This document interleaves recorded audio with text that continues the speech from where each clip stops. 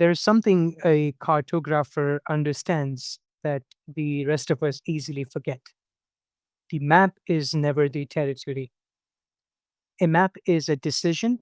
It is someone choosing what to show and what to leave out, what to name and what to leave unnamed, what counts as important enough to mark and what gets swallowed by the blank space between.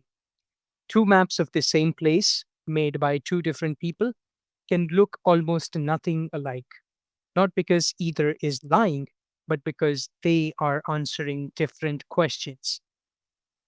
The Parvasamgraha Parva is the Mahabharat's map of itself. It is the second section of the epic, following the Anukramanika Parva we explored in the previous chapter. And like its predecessor, it was almost certainly composed later than the core narrative, added as a structural frame to help listeners and readers orient themselves before the full immensity of the story unfolds. In 243 shlokas and one chapter, it does several things at once. It describes the sacred geography of the story's setting. It gives us the mathematics of the war's scale, and it lists the contents of the Mahabharata twice, once in a 100 Parva classification and once in the better known 18 Parva classification, with brief summaries of each section's highlights. On the surface, this sounds exactly like the kind of administrative chapter you might skip: a table of contents, an index, the sort of thing you glance at to find what you need and then move past. But spend a little time with it and something different emerges. Because the choices made here, what is named, how things are ordered, what is considered worthy of mention, and what is allowed to pass in silence, these choices reveal something profound about how the people who shaped this text understood the story they were carrying. They understood that how you frame something changes what it means. That structure is not neutral. That structure is, in fact, a form of argument. Let's look at what this chapter is actually arguing. The Parvasamgraha Parva begins with a question from the assembled sages. They want to know about Samantapanchaka, the place Suti mentioned in passing as the site of the Kurukshetra war, the place where he had paused to pay his respects before coming to Naimisharanya. What is this place? What makes it sacred? Why does it matter? And Suti tells them a story that is startling in its violence and quietly extraordinary in its transformation. Long ago, at the junction of the Treta and Dwapar Yugas, a man named Parshuram, described there as the greatest of those who ever bore arms, was consumed by grief and rage. His father had been killed, and the Kshatriyas, the warrior class, bore responsibility for his family's suffering. In his fury, Parshuram did something almost incomprehensible. He went out and repeatedly and systematically destroyed the Kshatriyas of the world. Not once, not twice, but 21 times he is said to have gone through this act of terrible retribution. And in this place, Samantapanchaka, he dug 5 lakes and filled them with the blood of those he had killed. He stood in those lakes and made offerings to his ancestors from the blood. He was so far beyond reason so lost in his grief and his vengeance that this act of horrific desecration was, in his mind, an act of devotion. Then his ancestors appeared to him, the lineage of sages and righteous men from whom he descended materialized before him, and they said with great simplicity, "Calm down, refrain, be pacified." And he did. Those five lakes of blood became over time Samantapanchaka, the five sacred bodies of water, a place of pilgrimage, one of the most venerated sacred sites in India, the place where uncontrollable violence had been enacted became a place where people came to find peace. Why does this Mahabharata begin this chapter with this story? Because it is announcing something about itself. The Mahabharata is a story about war. It is a story about violence on an almost incomprehensible scale, about the destruction of entire lineages, about grief and loss, and the consequences of choices made in anger. But it is also a story about the possibility of transformation, about what can happen after the blood has dried, about what a place or a person can become after the worst has happened. Samantapanchaka did not stop being the place where Parshuram committed his terrible acts. That history remained embedded in the land itself in the name Samantapanchaka, which means the five lakes in the vicinity. The violence was not erased or forgotten. It was acknowledged, absorbed, and slowly, over time, something sacred grew out of it. The Mahabharata is making a promise here. Whatever you have done, whatever has been done to you, whatever horror has been enacted in the place where you are standing right now, transformation is possible. Not by pretending the past did not happen, but by standing it, making offerings from within it, and eventually being told by the voices of wisdom, calm down, refrain, be pacified. This is not a minor theme in the opening pages of an ancient text. This is the entire arc of the human journey compressed into a geographical origin story.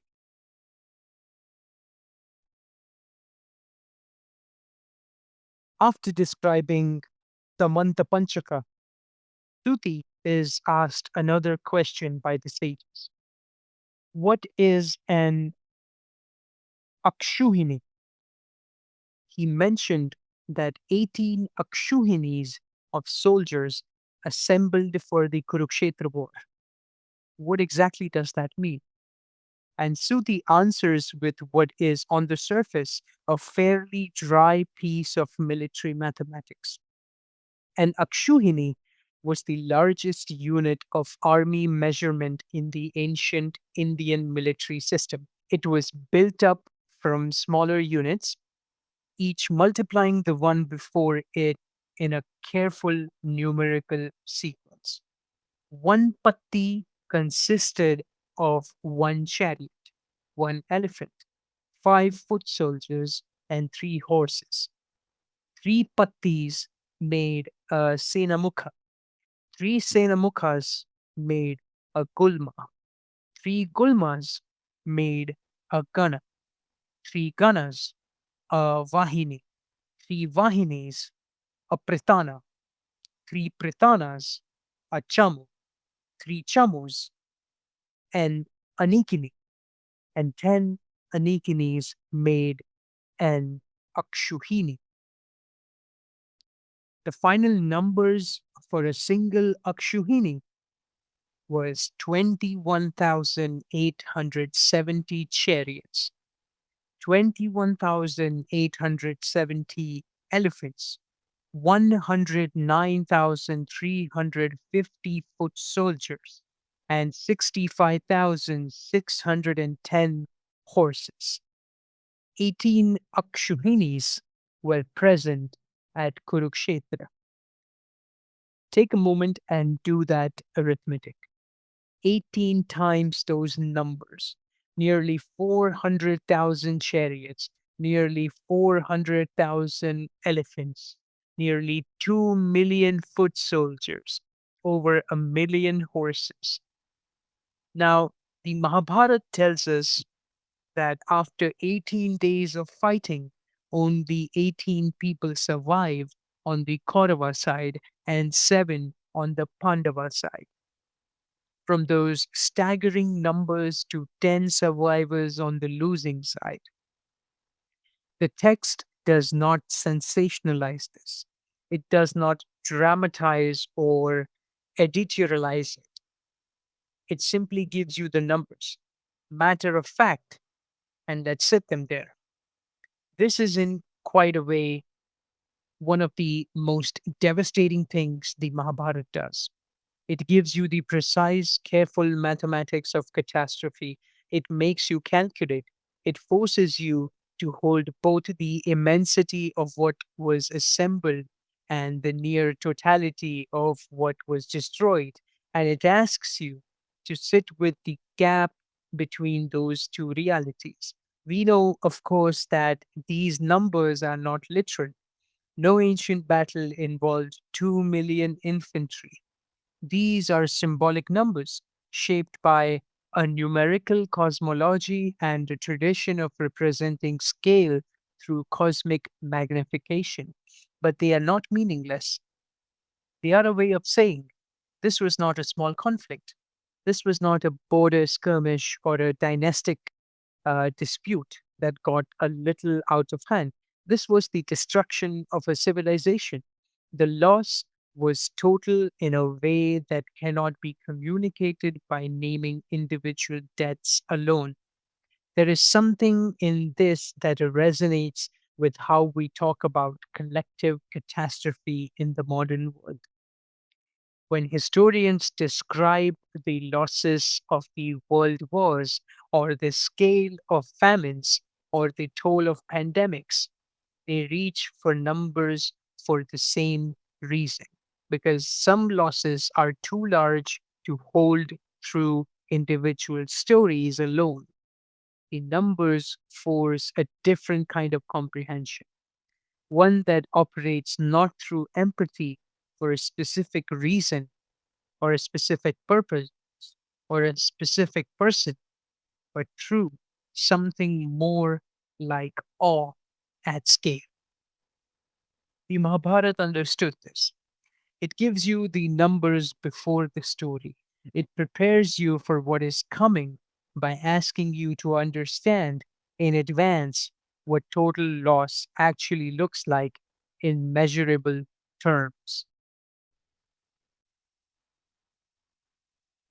The heart of the Parvasamgraha Parva is its two listings of the Mahabharata's contents. The 100 Parva classification is believed by scholars to be older, a more granular original structure that names individual episodes with considerable specificity. The 18 Parva classification is later, a reorganization of that original structure into broader, more sweeping movements. As we noted in chapter 1, the major sections of the Mahabharata are called Parvas, a word that means limb, joint, or section, with an implication of fluidity and connection rather than rigid separation. A parva is not a sealed container, it is a node in a network, a joint in a body, something through which movement passes. Looking at the 100 parva listing is like looking at the individual frames of a film. You see the specific moments: the burning of the house of Lac, the killing of the demon Baka, the abduction of Subhadra, the burning of the Khandava forest, the game of dice and its bitter sequel, the exile in the forest. Episode after episode, each with its own name, its own weight, its own emotional signature. Looking at the 18 Parva listing is like stepping back far from enough to see the entire film at once. The Adi Parva, which is the beginning, the Sabha Parva, which is the assembly, the Aranyaka Parva, which is the forest, the Virat Parva, which is the year in hiding, the Udyog Parva, which is the effort, the Bhishma Parva, containing the Bhagavad Gita, the Drona Parva, the Karna Parva, the Shalya Parva, the Suptika Parva, which is the night massacre, the Stri Parva, which is the woman, the Shanti Parva, which is peace, the Anushasana Parva, which is the discipline, the Ashwamedika Parva, the horse sacrifice, the Ashrama Vasika Parva, which is the hermitage, the Mosila Parva, which is the clubs where the Yadavas destroy each other, the Mahaprasthanika Parva, the great journey, and the Swargarohana Parva, the ascent to heaven. 18 Parvas, the same number as the days of the Kurukshetra war, the same number as the chapters of the Bhagavad Gita. This is not coincidence. The number 18 carries specific significance in the tradition, connected to the 18-fold nature of certain cosmic principles and 18 major Puranas. But for our purposes, what matters is this: the Mahabharat's structure mirrors the arc of the conflict it describes. The story is its own shape. Let's look at what the shape reveals.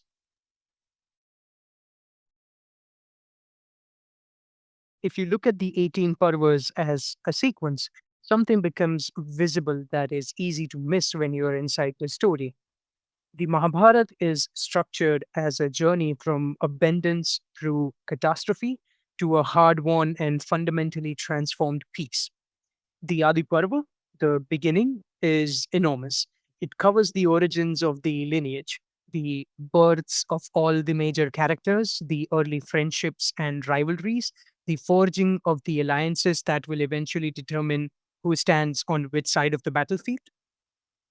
It is a purpose of stories within stories, genealogies within genealogies, the world being populated with people who will eventually collide. The Sabha Parva, the assembly, is where the seeds of catastrophe are definitely planted. The game of dice, the humiliation of Draupadi, the moment that cannot be undone. The Aranyaka Parva, the forest, is the longest Parva and in some ways the richest. It is the 12-year exile, the wandering, the long accumulation of wisdom and suffering and encounter with the world beyond the palace walls. If the first two Parvas are about the world as it was before the breaking, the Aranyaka Parva is about what it means to live in the aftermath of a breaking. When everything familiar has been stripped away and you must find out who you actually are. Then the Virat Parva, the year in hiding, one more year of disguise, of living as what you are not, before everything comes out into the open. The Udyog Parva, the effort, the attempts to prevent the war, the negotiations, the proposals, the last chances that are squandered. This Parva contains some of the most human moments in this entire epic. People who know what is coming and cannot stop it, trying one more time and one more time to find a different path. Then the war. Six Parvas named after the great commanders who fell: Bhishma, Drona, Karna, Shalya. And then the night massacre, the Suptika Parva, which is perhaps the darkest chapter in the whole epic. Three survivors from the Kaurava side entering the Pandav camp while everyone sleeps and killing everyone they find. A victory that does not feel like a victory, a conclusion that raises more questions than it answers. The Stree Parva, the woman, the laments, the grieving, the faces of loss that war always produces, but that history usually forgets. And then, remarkably, the Shanti Parva, peace, the longest single exploration of political philosophy, ethics, and governance in the entire epic, delivered by the dying Bhishma from his bed of arrows, as if the Mahabharata is saying the war is over, but there is so much still to learn. The real work begins now. The Anushasana Parva continues this teaching: discipline, dharma, how to live after the worst has happened. And then the final movements: the great horse sacrifice to purify the sin of the war, the retirement to the hermitage, the apocalyptic destruction of the Yadav lineage, the people who were supposed to be the victors' greatest allies, killing each other with blades of grass transformed into weapons, the great journey, and finally the ascent to heaven. Look at that arc again. What is it describing? It is describing a life, not one specific life, but the shape of a life when it is examined honestly from beginning to end. There is the abundance of beginnings, there is the accumulation of conflict, there is the shattering, there is the long exile, the time in the wilderness, there is the reckoning, there is the long, painful, necessary work of understanding what happened and what it needs. And there is, finally, the journey towards something that lies beyond all of it. The Mahabharat's structure is not accidental, it is a map of how human beings move through loss and toward meaning. It is organized this way because the people who organized it understood something important, that the shape of a story teaches us how to understand the shape of our own lives. Within the listing of the 18 parvas, Tuti offers brief summaries of each one's highlights. These summaries are worth reading carefully because what gets mentioned and what does not is itself a form of editorial judgment. Notice, for instance, what the summary of the Adi Parva chooses to highlight: the birth of Gatotkach, the meeting with the demon Hidimba, the burning of the Khandava forest, the saving of Maya's life. Not just the big political events, but the small encounters, the moments where a single choice created a relationship that would matter later. Notice what the summary of the Aranyaka Parva includes: not just the great weapons Arjuna sought and the divine encounters along the way, but the story of Savitri, the woman who negotiated with the god of death to win back her husband's life, the story of Nala and Damayanti, the king who gambled away his kingdom, and the queen who remained faithful through his descent. The story of Ram from the Ramayana, retold within the Mahabharata as a story that the characters themselves hear and are moved by.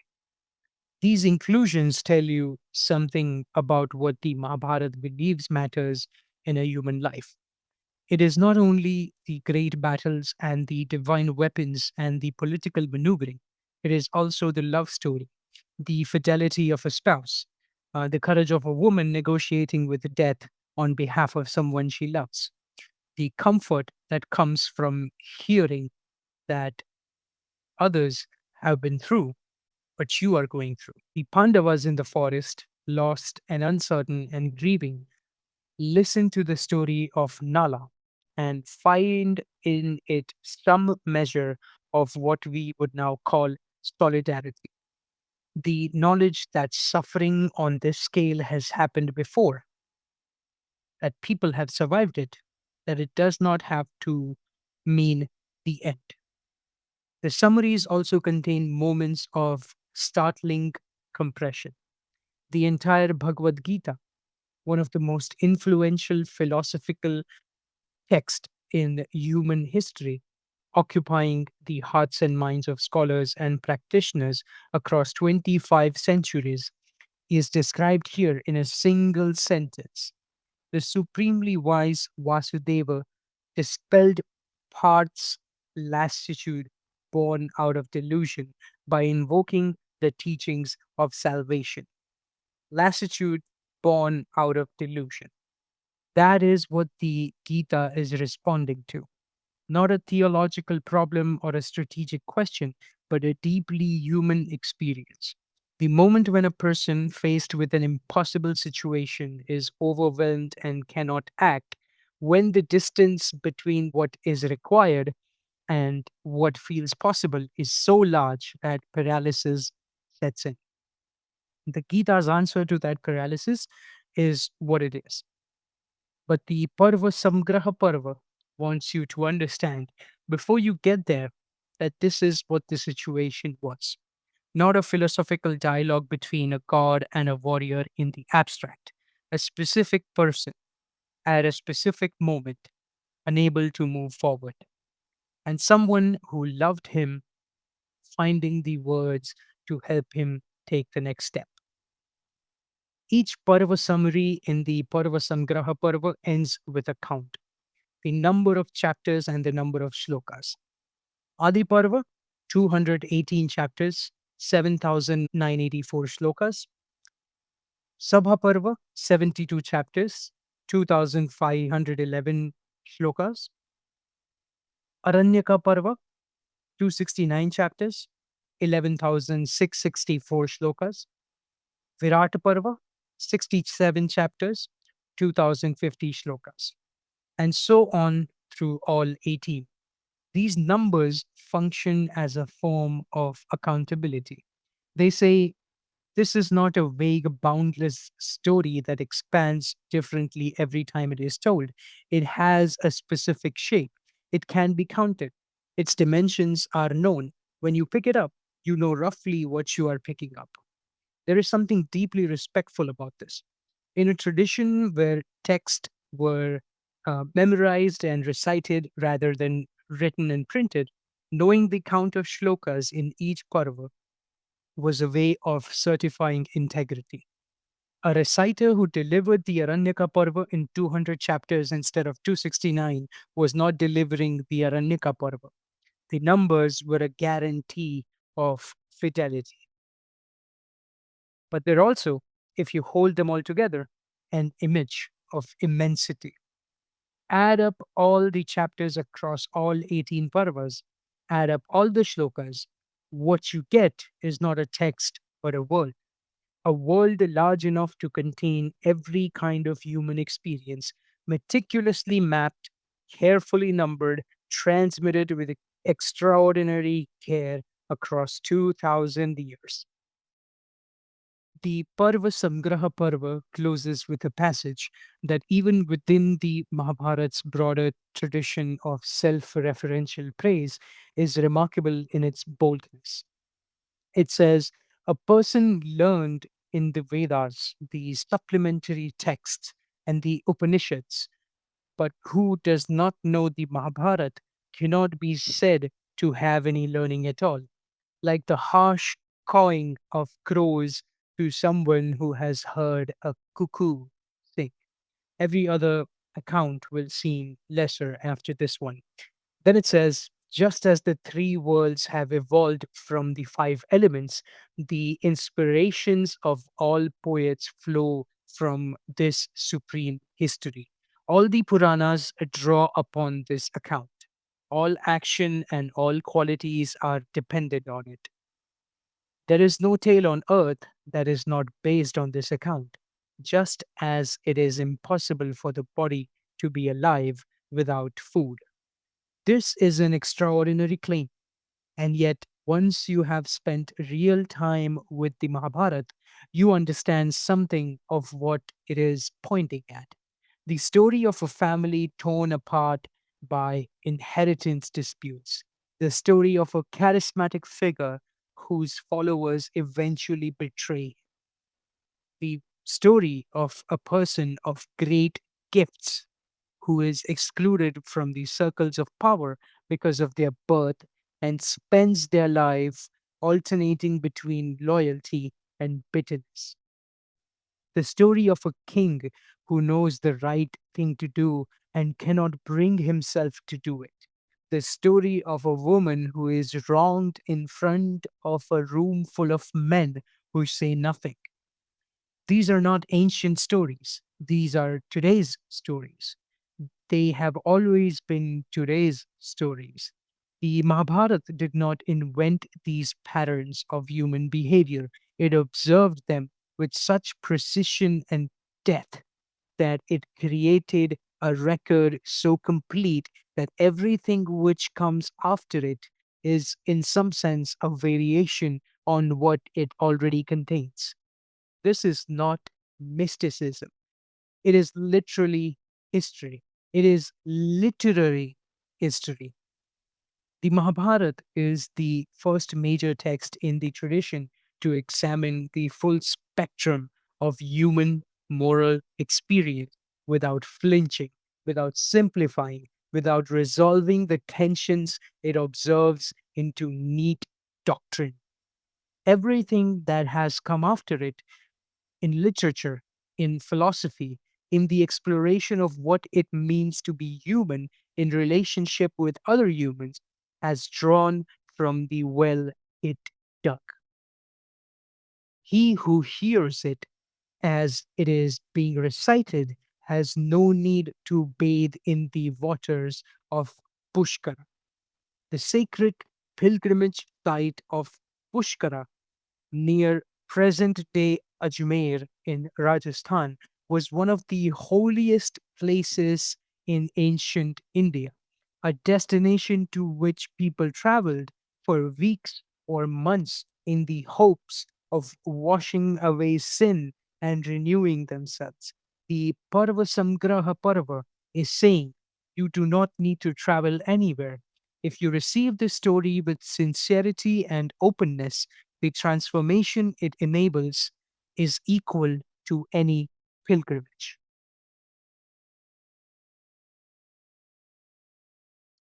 We started this chapter with the idea that a map is a decision, that structure is not neutral, that architecture is a form of argument.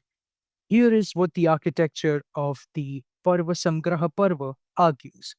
It argues that violence can become sacred ground, but only through acknowledgement and time. The 5 lakes of blood at Samantapanchaka did not become holy by being denied or forgotten. They became holy by being named, remembered, and transformed. It argues that the scale of loss matters and should be precisely counted. The mathematics of the Akshuhini are not bureaucracy. They are insistence on bearing witness to the full weight of what was destroyed. It argues that a story's structure mirrors the shape of a life. The 18 Parvas moving from abundance through catastrophe to hard won, transformed peace are not just a tale of contents, they are a description of how human beings actually move through their most significant experiences. And it argues that a story comprehensive enough to hold all of human experience without simplification is not just literature. It is, in the deepest sense of the word, nourishment. Just as it is impossible for the body to be alive without food, this is an invitation not just to read what comes next, but to bring your whole self to the reading, to allow the map to become territory, to let the story touch the places in your own life that correspond to what it describes. because they are there. They are always there. The Pandavas in their exile in the forest are somewhere in your past, or your present, or your future. Dhritarashtra's terrible love blinded complicity is somewhere in your experience of family and the impossible choices that comes with it. Coroner's greatness going unrecognized by the world is a feeling many people carry quietly and rarely speak out loud. Draupadi's rage at a room full of silent witnesses is as contemporary as this morning's news. The map is ready. The territory is your life. Let's begin. Before I close out this episode, I have a quote that I read in the book, which I really loved and found it very profound. I'll tell it to you. The quote says, "There is no tale on earth that is not based on this account. Just as it is impossible for the body to be alive without food, like servants who wish to advance always live off high born masters, all great poets make a living of his account."